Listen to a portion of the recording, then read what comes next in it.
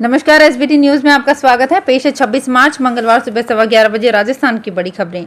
राजस्थान में लोकसभा चुनाव 2024 के लिए भाजपा ने रविवार को प्रत्याशियों के नाम की सूची जारी कर दी। इस लिस्ट में राजस्थान की 7 लोकसभा सीटों के उम्मीदवारों के नामों का ऐलान किया गया है। भाजपा ने इस बार कई नए चेहरों पर दांव खेला है।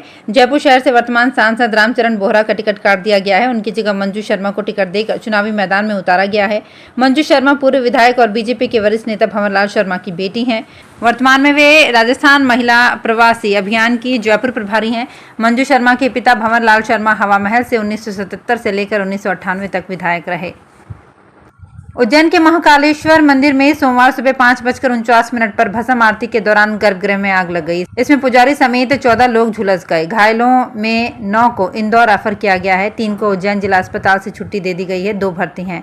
हादसे के समय मंदिर में हजारों श्रद्धालु महाकाल के साथ होली मना रहे थे। इस दौरान मुख्यमंत्री के बेटे वैभव और बेटी आकांक्षा भी नंदी हॉल में मौजूद थे। घायल सेवक ने बताया कि आरती कर रहे पुजारी संजीव पर पीछे से किसी ने गुलाल डाला। गुलाल दीपक पर गिरा। अनुमान है कि गुलाल में कोई केमिकल ऐसा था जिससे आग भड़क गई। गर्भगृह में लगी चांदी की परत को रंग गुलाल से बचाने के लिए फ्लैक्स लगाए गए थे। इसमें भी आग लग गई। देश भर में सोमवार को होली मनाई गई। वाराणसी और मथुरा वृंदावन में सड़कें रंग से सराबोर लोगों से भरी हुई थी। उज्जैन के महाकाल मंदिर में शाम को होलिका दहन के साथ होली की शुरुआत हुई। हालांकि भद्रा के कारण ज्यादातर जगह रात 11 बजे के बाद ही होलिका दहन किया गया। इधर अयोध्या के राम मंदिर में विराजे बालक राम की पहली होली थी। यहाँ कचनार के फूलों से खास गुलाल बनाया गया है। रामलला को कचौड़ी, गुजिया, खीर, पूड़ी समेत कई व्यंजनों का भोग लगाया गया। राजस्थान में लोकसभा चुनाव के मद्देनजर गर्माहट बढ़ गई है। नागौर लोकसभा सीट से इंडिया गठबंधन के तहत कांग्रेस ने सीट छोड़ी थी, जिस पर आरएलपी ने खींवसर से विधायक हनुमान बेनीवाल को चुनावी मैदान में उतारा है, जबकि भाजपा ने ज्योति मिर्धा को उम्मीदवार बनाया है। ज्योति हनुमान बेनीवाल के सामने तीसरी बार चुनाव लड़ रही हैं। दरअसल ज्योति मिर्धा साल 2023 में कांग्रेस छोड़कर बीजेपी में शामिल हुई थी। प्रदेश की सबसे हॉट सीट नागौर पर ज्योति मिर्धा के लिए जीत की राह आसान नहीं होने वाली है। उनके सामने हनुमान बेनीवाल सबसे बड़ी चुनौती है। पिछले 2 चुनावों में हनुमान बेनीवाल की वजह से ही ज्योति मिर्धा की हार हुई थी।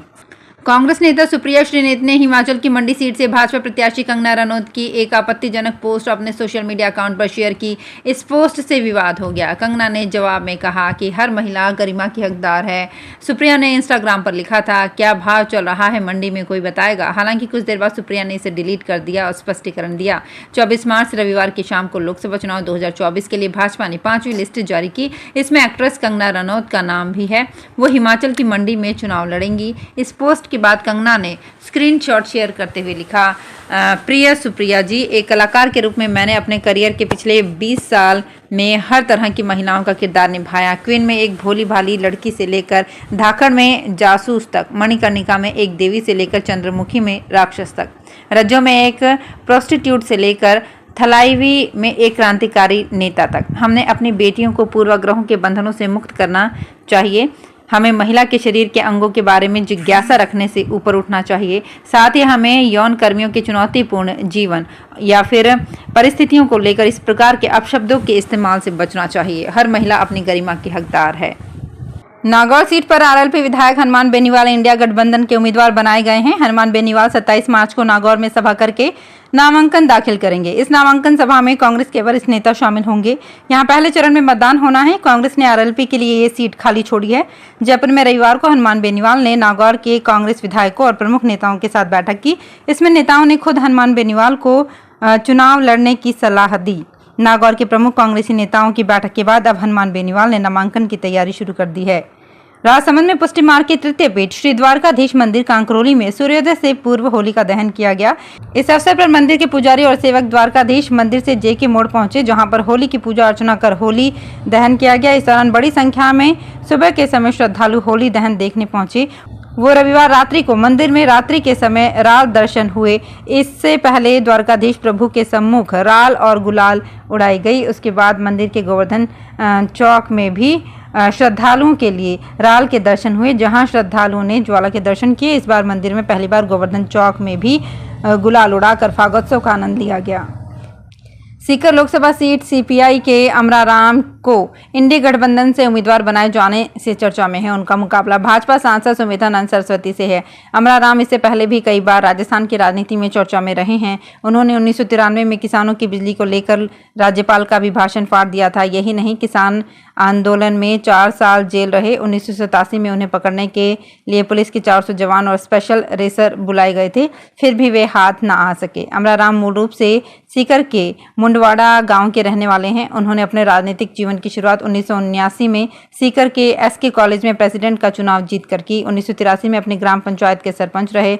1993, 1998 और 2003 में धोद विधानसभा क्षेत्र से विधायक रहे। 2023 में सीकर की दांता रामगढ़ सीट से विधानसभा चुनाव लड़ा, लेकिन उन्हें केवल 20,000 वोट मिल पाए। अमराराम किसानों और जनता से जुड़े मुद्दों के आंदोलन में हमेशा सक्रिय रहे। आज भी अमराराम आम आदमी की तरह बस में सफर करते हैं।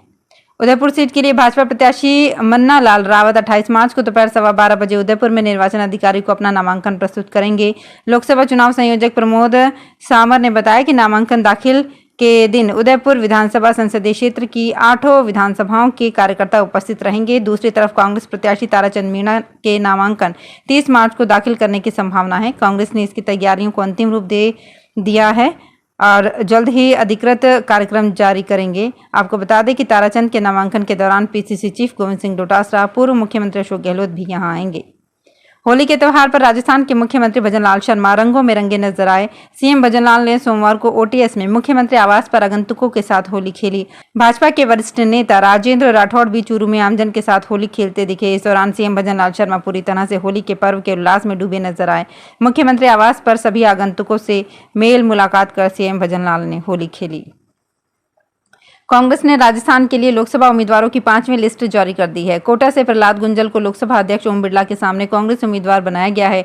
गुंजल ने हाल ही में बीजेपी छोड़ कांग्रेस ज्वाइन की थी। अजमेर से रामचंद्र चौधरी, राजसमंद से सुदर्शन रावत और भीलवाड़ा से दामोदर गुर्जर को उम्मीदवार बनाया गया है। राजस्थान में अब किसानों को बिजली लागत में सहूलियत देने के लिए कुसुम योजना में बदलाव किया गया है। इसके तहत अब किसानों को 3 और 5 HP के सोलर पंप लगवाने पर भी अनुदान दिया जाएगा।